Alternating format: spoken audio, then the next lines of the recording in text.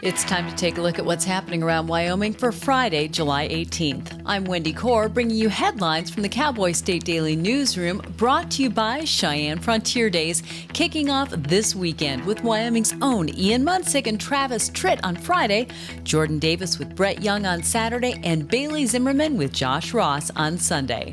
Country music's biggest stars only at Cheyenne Frontier Days. Don't miss the 129th Daddy of them all, July 18th through the 27th. A young, petite, pregnant woman found dead with beating and strangulation injuries 33 years ago in a ditch 15 miles north of Sheridan has been identified. The woman, who's been known as I90 Jane Doe for the past 3 decades, has been identified as Cindy Arlene Estrada by the Wyoming Division of Criminal Investigation. Cowboy State Daily's Claire McFarland says Estrada was one of 2 Wyoming victims in the case of alleged serial killer Clark Perry Baldwin. I've been watching for this for a while because they identified Bitter Creek Betty, who was found March 1992 off the interstate in Sweetwater County with strangulation and other injuries, killed. And so then a month after that, they found a woman they called I90 Jane Doe, petite, pregnant, young, also dead with strangulation marks in Sheridan off of the interstate. Estrada was identified using her mother's DNA. Prior to the publication of this news story, there was essentially no publicly available information on Estrada online, as she died before the internet age. All that's known is that she was born in Torrance, California, and was 21 years old when she was killed. Western Wyoming irrigators are frustrated after having their water shut off earlier than normal to send Colorado River Basin water downstream, despite what appeared to be a promising winter snowpack. Cowboy State Daily's David Madison reports that an upcoming public meeting in Pinedale is one of 4 outreach meetings Wyoming officials are hosting to discuss the state's role in managing Colorado River water. The mighty Colorado River begins its life in Wyoming and high in the Wind River Range. It feeds into the Upper Green River and the Little Snake River. And so Wyoming is a part of this collective, this compact of states that's charged by Congress in a very old compact to manage that water. It's just such a massive watershed. You know, it drains the whole Rocky Mountains all the way to Mexico. And it's time to really pay attention to the fact that there's significantly less water every year flowing down through that Colorado River system. The amount of water Wyoming gets to keep as a member of the more than 100-year-old congressionally created Colorado River Compact will depend on what happens during negotiations over the next several months. If Republicans want to fine-tune their bill to claw back $9.4 billion in federal payouts, including defunding PBS and NPR, they're running out of time. The U.S. House has a legal deadline of Friday at 11:59 p.m. Eastern Time to vote on the proposed $1.1 billion in cuts to public television and radio. Cowboy State Daily's Sean Berry reports that the cuts are part of a rescissions package, a clawback of funds previously allocated by Congress. By law, these unusual measures must be passed by both chambers of Congress no later than 45 days after formally requested by the president. It's also something that only requires a simple majority vote. And if you've heard that story before, it's because the Republicans use simple majority vote procedures a lot in order to avoid the 60-vote Senate threshold when they know they're not going to get any help. They did this with the big, beautiful bill. That was another process. They've done it with the Congressional Review Act to throw out rules. And now they're doing it this way, by taking existing funding and yanking it from those agencies, in this case, public broadcasting. As of the time this story was published Thursday, the House was in recess and hadn't voted on the cuts. Wyoming leaders on Thursday announced they're challenging the order by which a judge has blocked the state's school choice program. Laramie County District Court Judge Peter Frolicker on Tuesday issued a preliminary injunction blocking the Steamboat Legacy Scholarship Program, while public school advocacy group Wyoming Education Association and a handful of parents challenge it in court. Cowboy State Daily's Claire McFarland reports that the state's appeal to the Wyoming Supreme Court was announced by Superintendent of Public Instruction Megan Degenfelder, who is a proponent of school choice. It takes a few days or weeks, but yeah, in the coming weeks, they'll argue against the reasoning that Frolicker deployed. And before that, they'll ask the High Court to stay his decision, basically undo his decision while they evaluate the reasoning that led him to it. Had it been allowed to go into effect, the program would have allocated a per-family maximum of $7,000 towards state contractor-held accounts for approved families to put toward private school tuition or homeschooling. I'll be back with more news right after this. RER is transforming rare earth production and disrupting China's global dominance. The demonstration plant in Upton, Wyoming uses proprietary closed-loop technology powered by machine learning to separate rare earth elements with unmatched efficiency while recycling chemicals. Through the demonstration plant, partially financed by the Department of Energy and the Wyoming Energy Authority, RER is securing America's critical mineral supply through innovation and technology.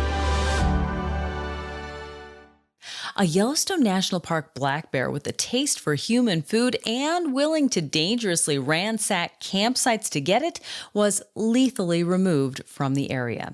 Cowboy State Daily's Andrew Rossi reports that a determined adult female black bear had to be killed July 11th after what the National Park Service called a series of concerning incidents at a backcountry campsite in the Blacktail Deer Creek drainage. The incidents all occurred at a backcountry campsite in the northern section of Yellowstone. And when you're out there, the park mandates that you either suspend your food with these poles or you keep them in a bear-proof box. Well, this black bear had previously crushed a tent, but it also figured out how to pull down those poles to get at the food that was being stored overhead. So because it had shown such intelligence and such potentially dangerous behavior and gotten a reward out of it, Yellowstone staff decided the only thing that they could do to ensure everyone's safety was to kill the bear and remove it from the park's population. This was the first black bear to be put down by Yellowstone wildlife officials in 5 years.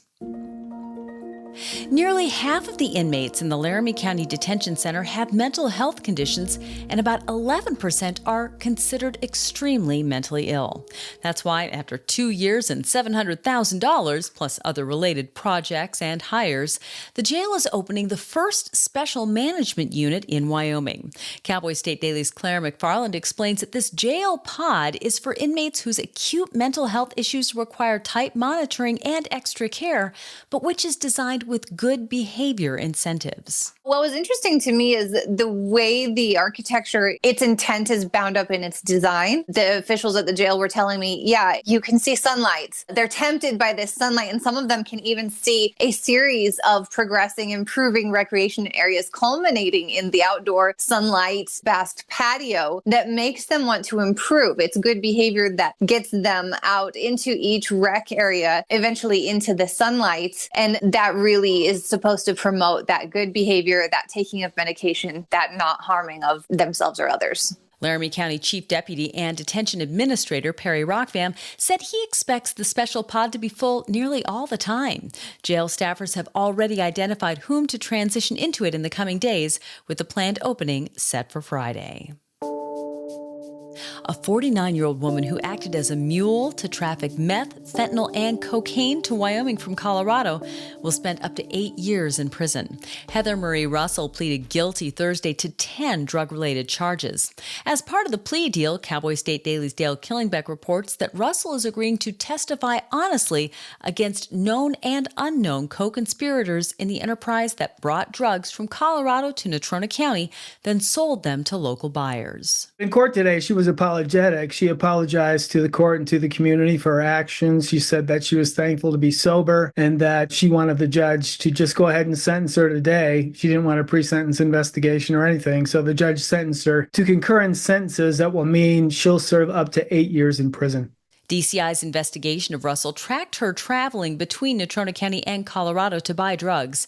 Agents did controlled buys from Russell starting in February of 2024, and informants and co-conspirators pointed to Russell as a source for fentanyl. And U.S. House Judiciary Committee member Harriet Hegman of Wyoming is investigating the prosecution of an Idaho ultra runner for going off a trail in Grand Teton National Park. 33-year-old Michelino Sinceri has never denied cutting the switchback during a run in the national park on September 2, 2024. It was his disclosure of the switchback cut on social media that caught the National Park Service's attention and resulted in a misdemeanor charge. Cowboy State Daily's Sean Barry reports that Hegman feels Sinceri's case is an example of overzealous prosecution. It appears that even after the National Park Service sort of stepped away from this, the U.S. Attorney's Office for the District of Wyoming has been plowing straight ahead with this prosecution. And it's very upsetting to some people to see one plea offer reportedly would have been 1,000 hours of community service and a 5-year prohibition from setting foot in the park. Harriet Hegman thinks it's an example of overcriminalization, where people who did things that they did not really know what the rules were, they thought were minor, are now being hit with some very serious penalties. Hegman said the cut-through that Sunseri took was actually an alternate path, and she's questioning his prosecution altogether. And that's today's news. For a deeper dive into the people and issues that affect Wyoming, check out the Roundup, conversations with the most interesting people in the Cowboy State. This week, my guest is Cody native Megan Anderson, a successful young entrepreneur who lives full-time in a conversion van. You can find the link to this really fascinating conversation on our website, on our YouTube channel, and wherever you get your podcasts. And of course, you'll find it in our free daily email newsletter. Thanks for tuning in. I'm Wendy Corr for Cowboy State Daily.